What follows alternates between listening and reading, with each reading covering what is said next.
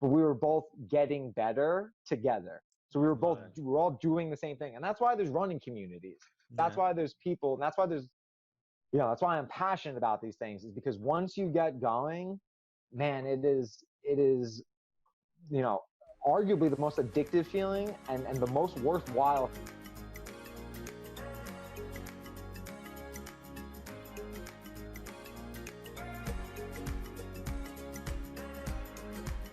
What's up, everyone? Welcome to episode 4 of Take the Next Step. I am your host, Ryan Sterling. Each week, it is my job to interview someone who's taken on some sort of personal growth journey. And in these interviews, I dissect the journey one step at a time. We're going to do something a little different on this episode today.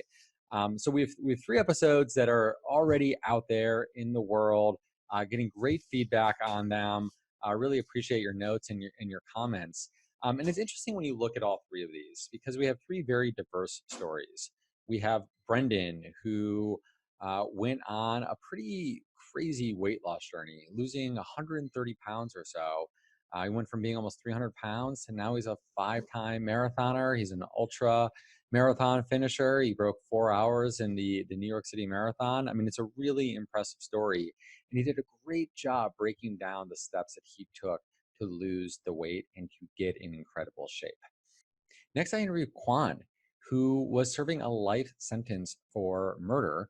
And it was in prison he was able to find the inner peace and freedom that he needed to help his fellow inmates get paroled and ultimately get paroled himself, to the point where today he owns a business. He's about to hire 28 new employees, and he's an executive at a nonprofit out in California that's helping with prison reform.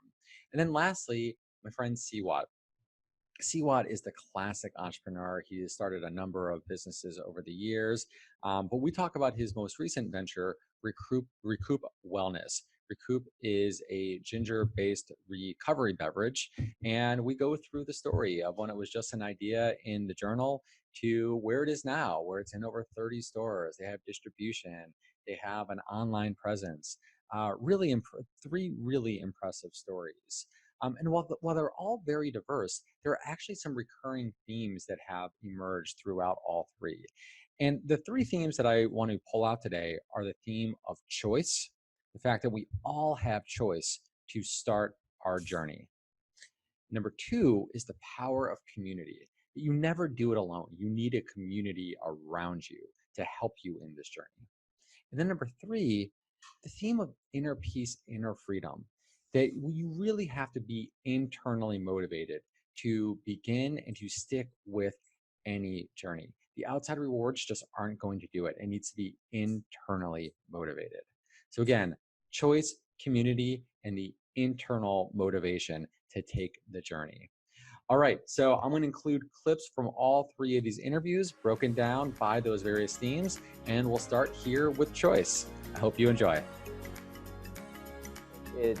Yeah, I mean, kids would poke fun at me. It was nothing new, and I knew it. You look different. I'm like, oh man, like there's, everyone runs the mile in school, for say. There's that day in 7th grade when everybody gets together and runs the mile. Yeah. And I was like, yeah, why am I coming in, second to last place? You're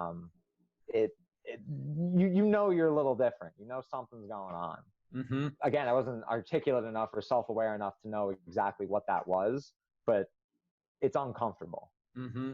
I mean, did you ever think about, gosh, this doesn't feel good, I should maybe lose some weight? And again, I'm not saying that's easy, but is that something that kind of crossed your mind? To be quite honest, in 8th grade, I didn't know it was my decision.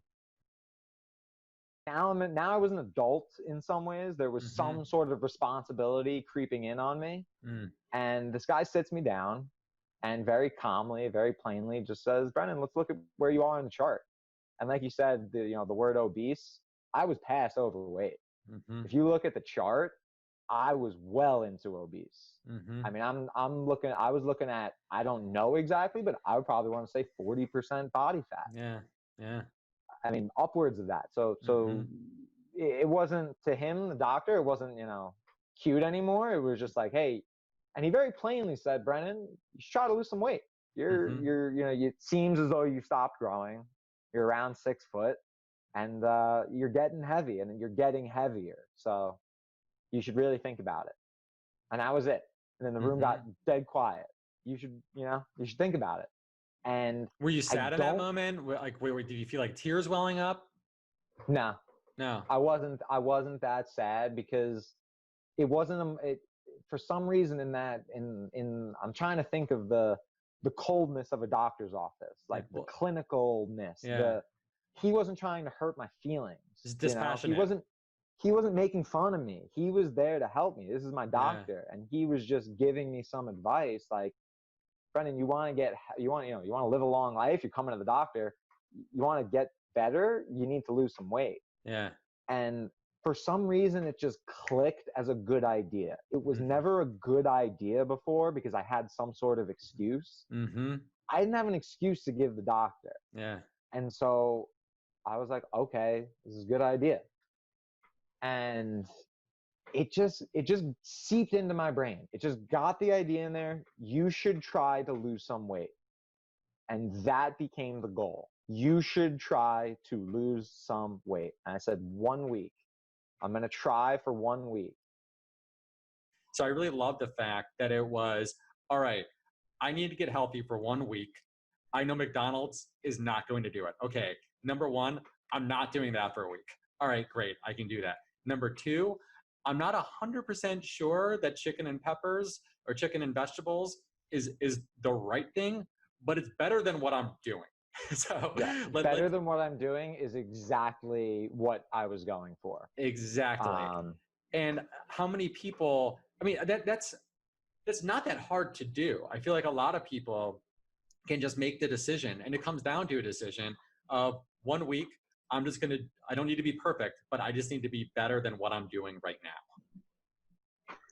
That doesn't sound like a cool goal, though. I'm just being honest. The way you just said it to me, even just like my reaction, I'm like it doesn't. There's nothing glamorous about it.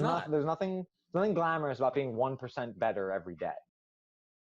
I was also I was also reading a bunch of books on personal development. So I was also very interested in that, and where choice had, how each of us has our own choice in everything. And that was very empowering. So all these came together, I guess, in a perfect storm. Yeah. What made you pick up a book on personal development?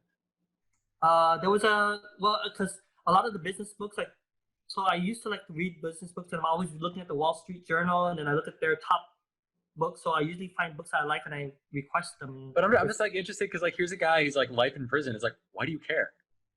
I like business books, and and then I also like his personal development books. So it's just interesting. Yeah. I'm looking at this and I'm thinking, the fact that you're reading these books, I think there's that little boy inside of you that's still like, I'm going to make something of myself, and I can do this. Yeah. Well, I guess the books helped me to escape, and it helped me to continue to feed my dreams. That's the only way to describe that part. Love it. I think it's beautiful, man. But there was also just there's a faith inside of you. There had to have been. Mm-hmm. Oh yeah, I'm sure it was there, but I think it was clouded by my anger towards my father's death and my grief and not processing yet at that time. But then, so all these books tie in with everything at that time, and it's just, I don't know, it just started to become like, I became more reflective, and then I like books on like mindfulness and meditation, and so it just happened to be one day on the yard. I stood out there and looking around, and I had just done my meditation that morning, and I just remember thinking, like, why do I have to look at prison as punishment? Why can't I view this place as a way for me to remake myself? And that's when I realized, you know what, I can. Like, even if I'm supposed to die in here, why can't I build a legacy and follow in the path of the saints and try to leave some type of imprint of goodness on the world?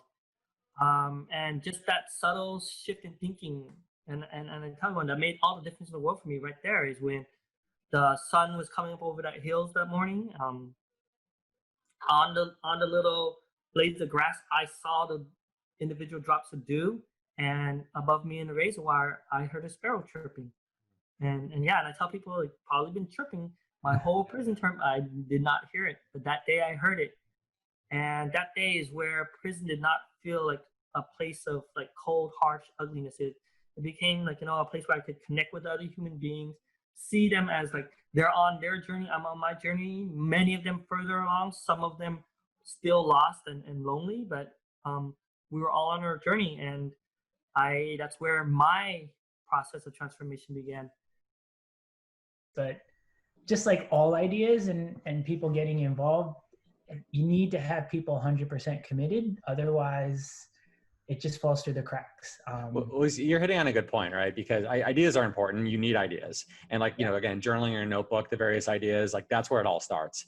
But ideas are useless. Like you could have the best idea in the world, and if you don't act on it, it's pointless, right? But did that class though, even though you guys didn't do it, and even though it was just a semester long, did it give you the confidence of, all right, we have an idea and now we're actually taking some steps to kind of move the idea forward?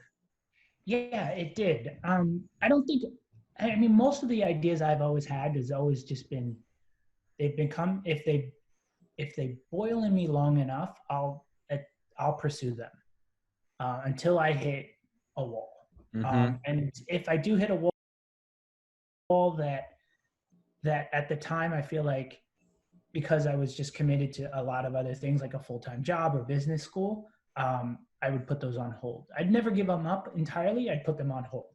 Mm-hmm. So yeah, those ideas and ideas in general, like taking that jump is always huge. I don't think you're ever 100% confident that you can go out and just do it. I think there's just a triggering point where you're just drawn to something and you just go ahead and do it. Okay, next up is the power of community. Again, none of us do this alone. We need a community, a support group, a peer group around us in order to achieve any goals or to take any personal growth journey. That you could be better at, it's your responsibility. And when you're not doing it, seeing somebody else do it is, it's probably infuriating. I can see it now. 100%. So they wanted me, I think there's also something to this of, they were scared of who I was going to be. Mm-hmm. I was scared of who I was going to be. Am I going to be cool if I don't drink 20 beers? Yeah. Are people going to want to hang out with me? Am I still going to be funny? Like I was the funny guy. So 280 Brendan's cool and fun. 225 Brendan, I don't know. Yeah. Right. Like I was like, oh, I got to go to bed because I got to go to the gym in the morning. My priorities have changed. Wow. I'll give it to this. Like I always said, I had that great support group of people who just let me do my thing when I was fat.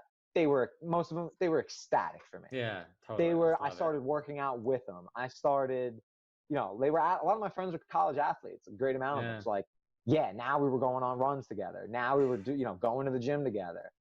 So now I was getting into that club, if you will. And I was like, oh man, this is. And so how is that though, that like maybe you couldn't keep up with them at first, but I mean, maybe like the fact that it was now internally driven, it didn't matter if you were as fast or if you could go as long, but, and I'm, tell me if this is true, but was it more of just like the fact that I'm just out there now with them is a win? Yeah, that was totally it. I never compared myself to really anybody. I don't know who said it or who coined it. Like just compare yourself to who you were yesterday, not to who other people are today. That's one of the truest things in the world. I mean, I didn't even know I was doing that at that time, but that's 100% what I was doing. I would see the scale pretty much go like 240, 239.5, 238.1, and it was just like, get a little bit better. Just keep, that's all I was focused on. And my friends, again, were just supportive. I wanted what was best for them. So my friends were training for college sports and doing that. And like, they were crushing me in workouts, but we were both getting better together. So we were all doing the same thing. And that's why there's running communities. That's why there's people. And that's why that's why I'm passionate about these things, is because once you get going, man, it is, arguably the most addictive feeling and the most worthwhile. First with grieving, finally starting to grieve my father's death 25 years after, and then seeing a therapist for it, and then reading books on grief and loss and getting fascinated with that. And then I actually put a syllabus together that I submitted to the prison psychologist. and we created the prison's first men's grief and loss group, because I realized grief and loss is in many forms. It's not just losing, it's not just death, it's loss. And I saw it all around me, men losing their dreams of their youth, or changing prisons, or losing family members that don't want to talk to them anymore, or losing friendships because they were just uprooted from one prison to another. And so there was no way for any of these men to process it. So it was cool to do that first group and see the impact I was making. And suddenly I saw, like, in this little part of my world, on this prison yard, I can make an impact and I could do something. And suddenly this most alive I had ever felt in my whole life. I think it was just being around all those entrepreneurs. You got the edge. Yeah, and also being around the founder and the director, just talking about it and kind of hashing the idea out with them, and then eventually the director was like, why don't you start trying this? Interesting. And, so that's an important point too, though, because you created this environment. You were around entrepreneurs, and it's one of, like, people say that, you know, you're a composite of the 6 people you spend the most amount of time with. So if you hang out with entrepreneurs, you're probably going to be an entrepreneur. I think. All right. Last but not least, in order to start the journey, to fight through the roadblocks, and to hit the various next steps along any personal growth journey, it needs to be internally motivated. Well, the external rewards are great, and we like getting praise and we like getting feedback. It has to be internally motivated. That's what really gets us through the difficult spots in the journey. So how about this then? So let's now define what not being glamorous looks like. You did it for 1 week. Where were you at the end of 1 week? I lost 13 pounds. 13 pounds. Now that's a lot. So 2 things with that, though. You lost 13 pounds. So I'll tell you from the outside observer, again, I didn't know you then, but were people coming to you and saying, dude, you look fit right now? No. How did you feel inside? I was ecstatic. Okay. I was, oh my God, I can do this. It was all the control I ever needed. Like I said before, the things I didn't even know that the weight was my responsibility or my fault or whatever word you want to use. Now I knew it was in my control. And I didn't know that at the time, but like, that's what I was feeling. And it was addictive. I was like, it was confidence building. All of a sudden I could do this. And I said it. I said, I don't know how much weight I want to lose. Partly in think because I didn't want to acknowledge the fact of how fat I was. So I was like, I started to set little goals. I was like, 250. 250 sounds nice. Like, maybe I'll look jacked at 250. I don't know. I don't know what I'm really going to look like. But you took it away, though, from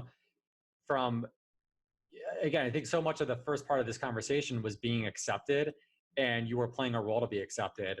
But now there's a shift in your mind and your approach, where it was no longer, you weren't doing it for anybody else. You were doing it for you internally. And yeah, absolutely. And that's why my brother couldn't get me to go out and work out with him. That's because it was in my head. It was about him. It was about him pulling me out, and I wasn't doing this for me.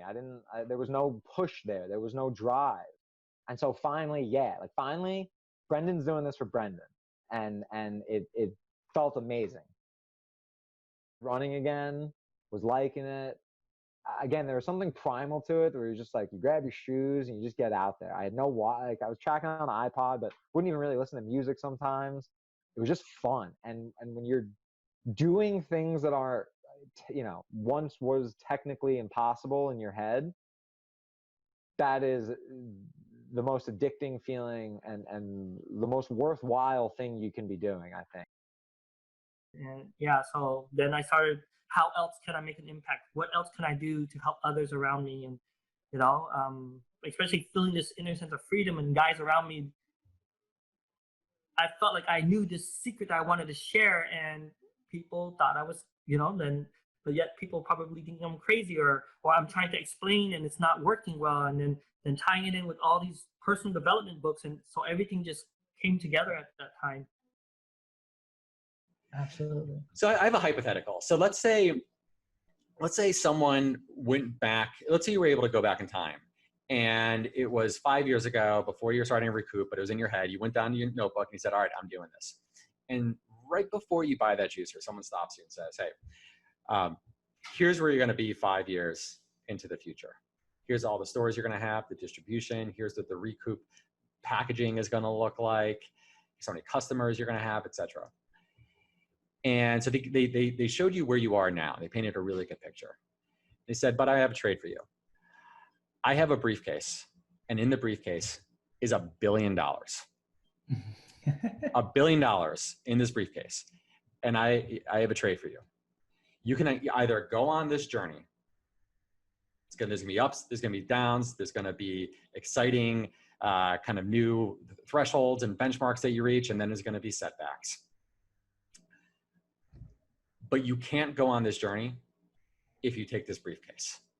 So again, the briefcase, $1 billion, but you can't go on this journey. You have to stay where you were working in a hospital. Mm-hmm. Or you can say no to the briefcase and you can take this journey that you've been on. What do you choose? I'd choose my journey. Why? I always have been drawn to building things and creating things, and I like that. And it's not just the actual product, it's the journey that comes along with it that I enjoy. I know it's a process. I know things aren't easy, but I enjoy that. I yearn for that for the most part. What if the trade were this, instead of $1 billion, what if the trade were, you know what, I'm going to put you in charge of the beverage division at a multinational company, but you can never start a beverage? I default back to kind of... You have executive stock options. You got the corporate jet, man. I fall back to the fact that I like to create things and solve problems. And right. I think Recoup is out there really trying to solve a problem, and the journey that comes along with it, I look forward to. Yeah, I mean, I share stories with you all the time, and I really enjoy kind of the path we're taking. There are ups and downs, and there are certain things that we always feel like we should be moving faster, and like the current pandemic, right? Like we should have been growing faster and things like that. But no, I wouldn't replace this for anything else.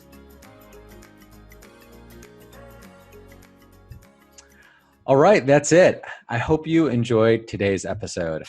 Brendan, Quan, and Siwat are such incredible people, and I hope you learned a lot from their stories. I know I personally learned a lot, and actually that's really what this episode was today. It was to help me reinforce some of the lessons that I learned interviewing these three very diverse but very inspiring guests.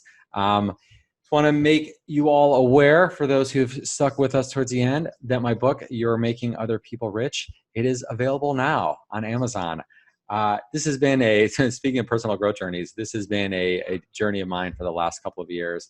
And I have to say, I'm really proud that it's out there in the world today. So if you're digging on this message, if you want to learn more about who I am, my story, how I work with clients, I think the best thing you can do is pick up a copy of You're Making Other People Rich on Amazon. And if you're enjoying it, leave comments, leave some feedback. They're good, the bad, and the ugly. I like hearing everything. So again, appreciate you being with us on this journey today.